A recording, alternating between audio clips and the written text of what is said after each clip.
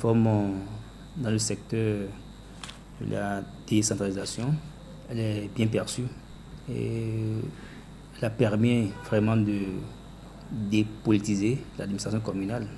Aujourd'hui, l'élu local ou communal qu'est le maire n'a plus cette contrainte ou le poids politique qui auparavant l'obligeait à répondre à ces militants. Aujourd'hui, avec les cadres techniques qui sont dans l'administration communale, l'élu local, le maire qui est le premier responsable politico-administratif de la commune, est beaucoup plus libéré des contraintes et pourra vraiment penser au développement de la localité.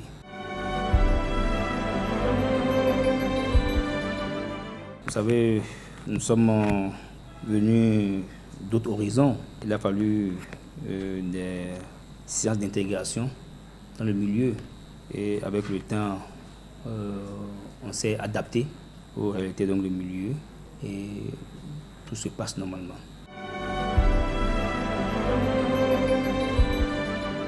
En tant que secrétaire exécutif, il faut être vraiment un manager. Quelle que soit la situation, il faut savoir s'adapter à la situation.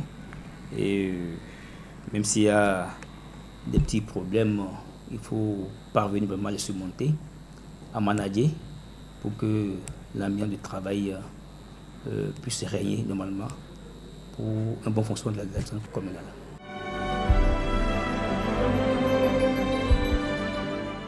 La mission première qui est dédiée au secrétaire exécutif, c'est de faire en sorte que la commune elle-même puisse s'autofinancer. C'est-à-dire qu'elle puisse avoir les moyens nécessaires pour son fonctionnement. Parce qu'il faut animer les services, il faut les ressources financières et le secrétaire exécutif doit parvenir à rendre donc la commune capable pour pouvoir faire face à cette charge de fonctionnement et pour la rendre un peu indépendante, pour ne pas à chaque fois tendre la main aux appuis externes pour le fonctionnement. Notre mission principale, c'est de faire en sorte que les ressources de la commune, que ce soit ressources propres ou externes, soient mobilisées pour un bon fonctionnement de la commune.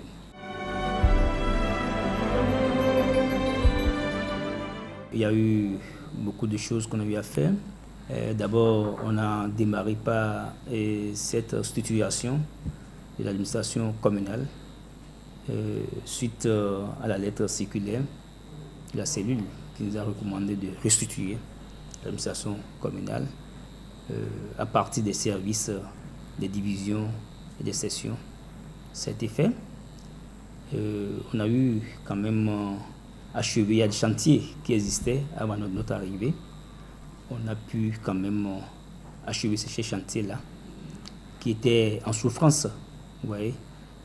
Également, aujourd'hui, on a notre actif des travaux qu'on a lancés dans la commune au bonheur de la population, à savoir des constructions des bureaux d'arrondissement. Déjà, on a lancé 4 bureaux d'arrondissement qu'on a construits. Il y a également des écoles qu'on est en train de vouloir lancer, à construire. Et également, il y a aussi l'extension de la mairie en termes, parce que là, quand on est venu, il n'y a pas vraiment de bureaux pour abriter les cadres techniques. On a pensé qu'il faut vraiment construire des bureaux pour que ces cadres soient vraiment à l'aise pour pouvoir contribuer au développement de la commune.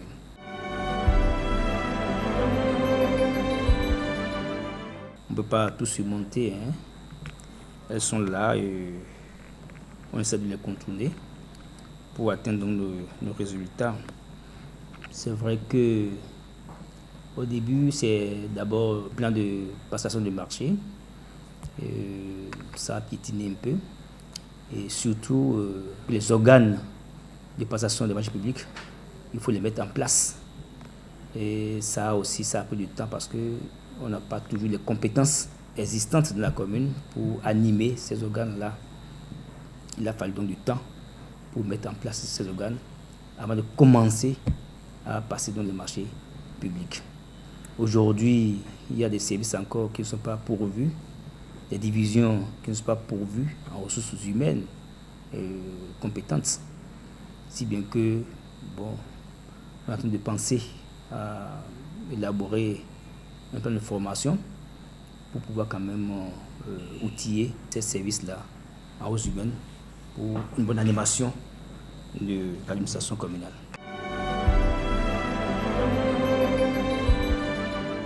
Pas dire qu'il y a des suffisances, hein. C'est peut-être des contraintes ou des menaces.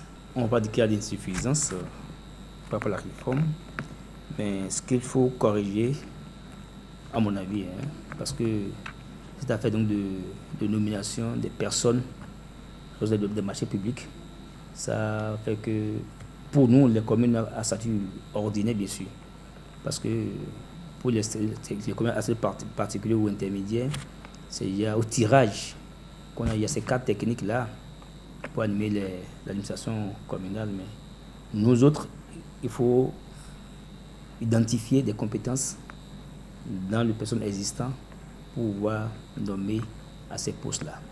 Mais si à la mairie, il n'y a pas ces compétences, vous voyez qu'on est en difficulté, on ne pourra pas vraiment bouger de pas.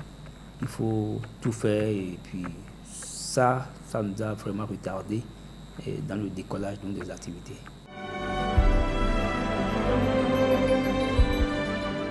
Bien sûr que oui, parce qu'aujourd'hui, les difficultés rencontrées, je crois que sont déjà abordées par la cellule et qui déjà a initié ou entrepris tout le recrutement de cadres techniques pour renforcer nous, autres communes à statut ordinaire.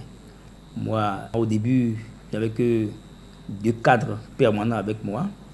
Il y a 3 cadres qui étaient à cheval entre plusieurs communes. Donc aujourd'hui, je suis renforcé en ressources humaines et ces cadres désormais seront stables et pourront contribuer efficacement au développement donc, de la commune. Vous savez, c'est une commune essentiellement qui est basée donc, sur le secteur agricole, vous savez. Notre premier chantier, c'est de penser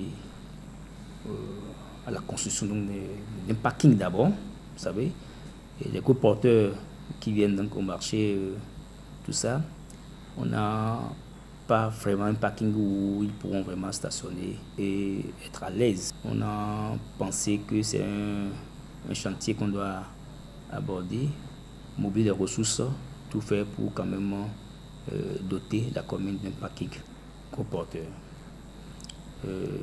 Deuxièmement, c'est un appel que je lance directement au gouvernement pour que le marché qui est construit à Glazoué, notre marché qui est construit, que ça soit vraiment fonctionnel.